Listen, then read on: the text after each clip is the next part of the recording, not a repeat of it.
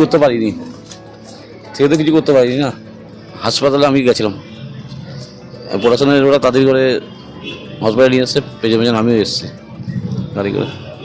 যখন হসপিটালে এসছে তখন শেষ।